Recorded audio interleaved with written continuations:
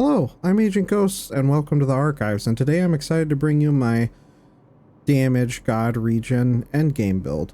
So, without further ado, let's move on to the build breakdown.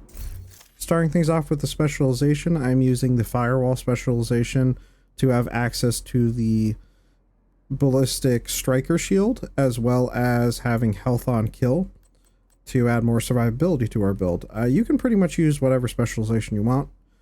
And that goes into the disclaimer I like to say for all my build breakdown videos and everything. Just please use this as a template or starting template and make any changes that you see fit or want, whether that's the specialization, weapon, gear, or skills. Please just experiment and have fun. That's what I hope everyone can do and enjoy about the game. So moving on from the specialization, I'm using the Chameleon Exotic Assault Rifle. I've never really used this exotic rifle yet in a build breakdown, so I kind of wanted to try something different, and it ended up getting really good results. So I'm using this for all the extra damage potential. It helps us boost our damage exponentially, which is exactly what we want. In the regular attribute, I have damage targets at a cover rerolled onto mine for the highest multiplicative damage in the game, and I'm using it mainly for the talent Adaptive Instincts, and what that does is hitting 30 headshots grants plus 30% crit hit chance and plus 50% crit hit damage for 45 seconds.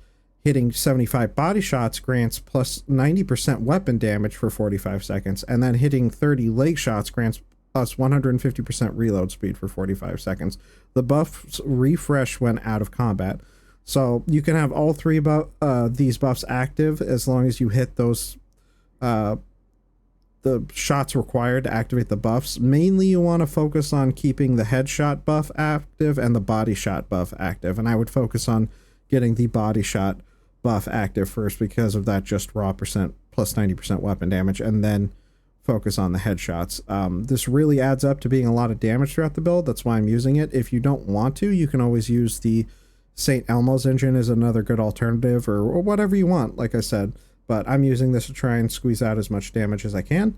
Now moving on to the secondary, I am using the custom M870 shotgun. If you have the blueprint for this, you can craft it at any crafting vendor or at a crafting station, my apologies, or just find it on Countdown by setting it to shotguns. This is my favorite non-named or exotic shotgun in the game. Just hits like a truck, so I really enjoy it. Again, in the regular attribute, I have damage to targets out of cover, and then I have Talent Optimist, which does weapon damage is increased by 3% for every 10% ammo missing from the magazine. And when I go, I'll show examples for this once we go through all the weapons. I'll go up to the targeting range, but there are my mods if you want to pause and copy and paste or are interested in them. There you go. And then let's move on to my sidearm. I'm using the placeholder sidearm that I love using in all my build videos when I don't have as a designated sidearm, and that is the named Orbit pistol. Now, unfortunately, this can only be found as a Dark Zone exclusive, so you can only get these from Dark Zone vendor, the Dark Zone, or named caches. And I use it for the Talent Perfect Finisher. Again, I have damage targets out of cover rolled on mine. There are the mods if you want to pause, copy, and paste. But and you can pause to read Perfect Finisher. If you don't have this, don't worry about it. I would just recommend using any pistol that you like with Finisher or whatever talent you want. But that's my recommendation. Now, let's show off some examples real quick. So, a real nice tip that I like to say is next to the Chameleon, you can see three octagons or shapes. Those are the buffs that can tell you. So as long as I get headshots, you can see that start filling up. That's for the headshot buff of hitting 30 for the plus 20% crit hit chance and 50% crit hit damage for 45 seconds it applies. So once that's filled up and you see it turn white like this, you can see it counting down. That's the 45 seconds. We have that buff enabled. And then if I start hitting body shots, then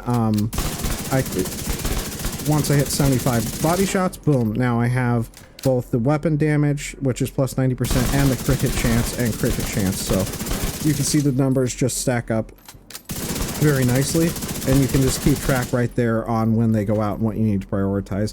The leg reload speed buff is nice, it really is, but it's more of a quality of life that I would say if you don't hit it, which the target dummy doesn't have legs, so I can't show that, but it's not a big deal if you don't focus on that. Definitely focus on the first two, and if the other one happens, great, or if you focus on it, great, but worry about the first two, headshot and body shots. Now, for Optimus with a shotgun, you can see my damage starts ramping up each shot. It will go 310, 325,000 for crits, 340, and 355,000. So the more shots I produce, the more damage. And then if I were to get the kill with my pistol, hang on, gotta reload, then it would apply Perfect Finisher, which gives me even more damage and crit hit chance and damage to my build. So just again to mid-max. That's it for the weapons. Now let's move on to the gear. So I'm using the Foundry Bulwark full gear set, and we'll go over the gear set bonuses right now. When you have 2 pieces of the Foundry Bulwark, you get plus 10% total armor. When you have 3 pieces, you get plus 1% armor regen. Very important for all. We want as much armor regen as we can for the build, and plus 50% shield health, which makes our shield that much more durable. And then when you have 4 pieces of the Foundry Bulwark, it gives you access to the talent Makeshift Repairs, which whenever you or your shield take damage, 25% of that amount is repaired to both over 10 seconds. So it makes our shield and us that much more survivable. In the core attribute, I have 158,000 armor. In the regular attribute, 4,900 plus armor regen, and a plus 6% crit hit chance mod. Just throw on the highest crit hit chance mod that you have in there. Now for the Foundry Bulwark hands, I have 170,000 armor in the core attribute, and the regular attribute 4,900 plus armor regen. In the holster, I have 170,000 armor in the core attribute and plus 12% crit hit damage in the regular attribute. And we'll go over the crit hit chance and everything, major stats, when we get to the stat portion of the video. Now for the knee guards, we'll go over it just over the stats, and then I want to give you an alternative. So in the core attribute, I have 170,000 armor. In the regular attribute, I have rerolled plus 6% crit hit chance. Now, if you want, as an alternative, to get even more armor regen, you can throw on, if you have it, the Emperor's Knee Guards. Again, this is a Dark Zone exclusive, so you can't get this without going into the Dark Zone name caches, Dark Zone vendor, and conflict caches. But that 1+1% armor regen can stack us up to, when we have max stacks, which we'll go over in just a sec, then it just gives us that 1%, just gives us that much more armor regen. However, I ended up going with the Foundry Bulwark because it's easier to get, as well as the extra from Makeshift Repairs, the extra 25% of the amount of the damage you take is repaired to both your shield and you over 10 seconds. I actually found that to be more survivable, not just for us at times, but our shield, which I like having my shield up as much as I can. So it really helps with the survivability of that. Without it, I just felt like the shield got torn through with enough enemies in front of you too quickly. So that's why I'm using this, but again, use whatever you want. Now moving on to the exotic, I'm using the Memento Exotic Backpack, one of my favorite exotic backpacks in the entire game. You can pause and take a look at the core attributes, and I have a plus 12% crit hit damage mod in the regular attribute. And I'm using it for the talent Kill Confirmed, which enemies you kill drop a trophy like Kill Confirmed in Call of Duty or other game modes you might have played. On death, collecting trophies provides both a short and long-term buff, the first of which scales with the numbers of core attributes equipped and lasts 10 seconds. So plus 5% weapon damage is the short-term buff, with plus 10% bonus armor and plus 5% skill efficiency.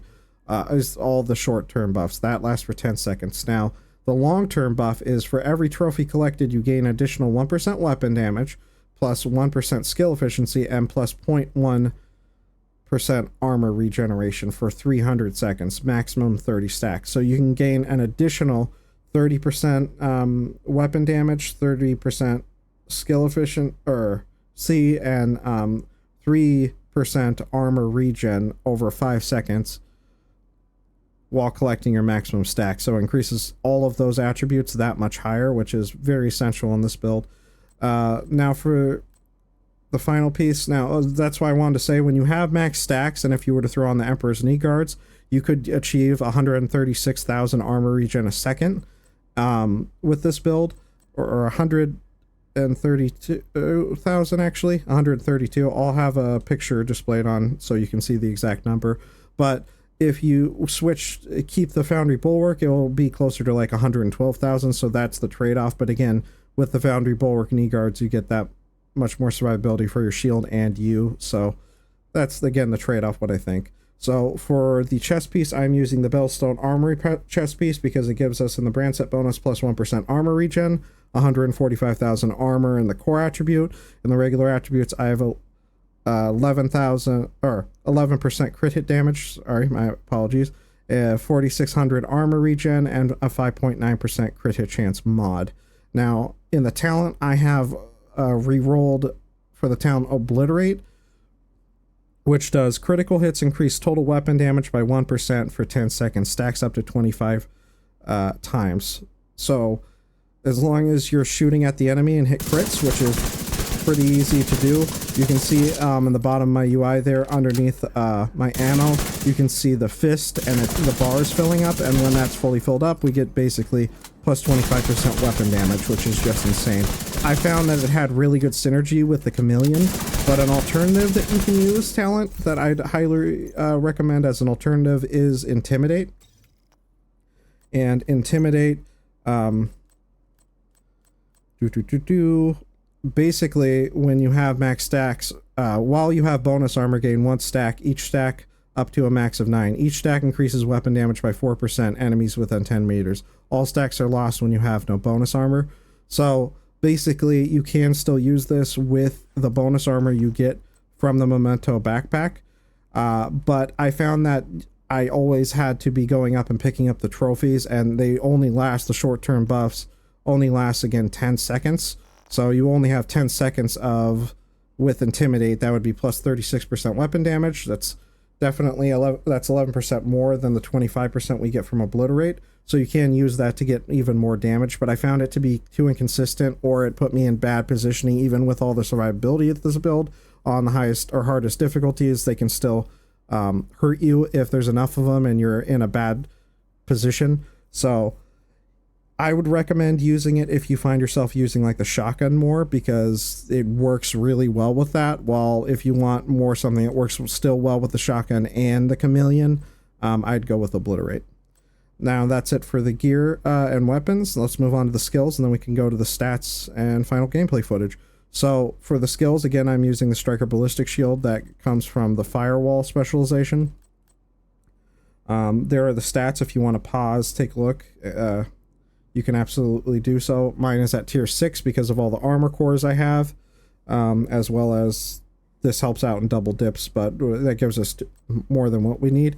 So there are my mods if you want to pause, copy, and paste. And essentially what the Striker Shield does is when I put it out, you can see this cone AoE on the ground. For every enemy that's in that cone, I'm getting increased damage because of a mod that I have, as well as it just allows me to do increased damage to people that are in that AoE cone. So again, trying to squeeze out as much damage as possible. There are the mods once again, so you can pause, copy, and paste. And then I'm using the Striker drone. You can use whatever you want in this skill slot. It really doesn't matter. I'm just using the Striker drone to squeeze out as much damage as possible still, as well as it can be a distraction if you're like fighting multiple enemies, or even 2, for example. You can send it on that one to distract it, and then you can kind of have a 1v1 or something like that. Again, there are the mods if you want to pause to copy and paste or are interested. There you go. But I'll do something like that, and then if I'm fighting like another enemy, or send it over there, for example, I'll continue fighting this enemy. So maybe not the best weapon here, but I'll keep fighting the enemy, take it out while it's fighting that, so it's just distracting and whatnot. Or I can send it on both, and then we can focus down the enemy that much quicker. So that's why I'm using the skills.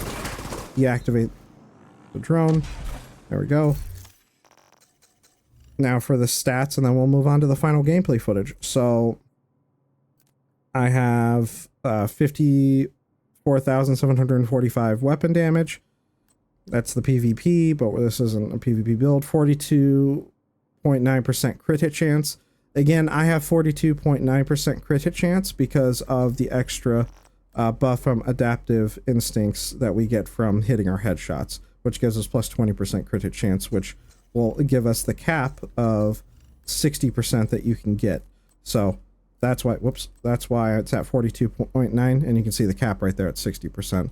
Now I have 80% crit hit damage, but again, we'll get more crit hit damage once we get the headshot buff.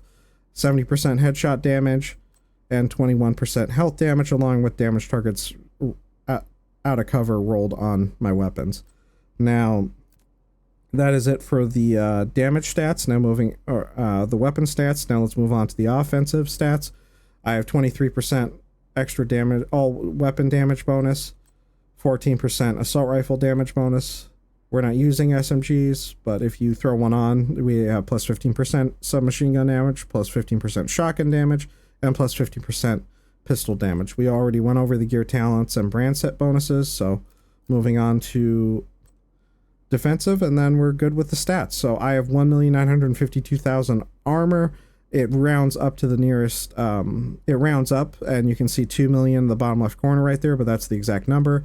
I have 53,000 armor regen base. Now, when I get my max stacks again with the Memento backpack, that will go closer to, that will be around 112,000 with the Foundry Bulwark knee guards, and then if you have the Emperor guards, knee guards, then that would be closer to like 132,000 armor regen.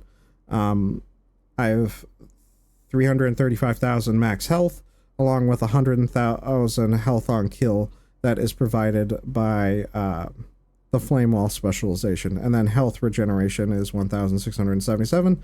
Nothing to sneeze at. That is it for the stats. So thank you everyone that's made it this far.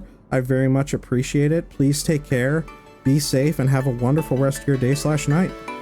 Bye.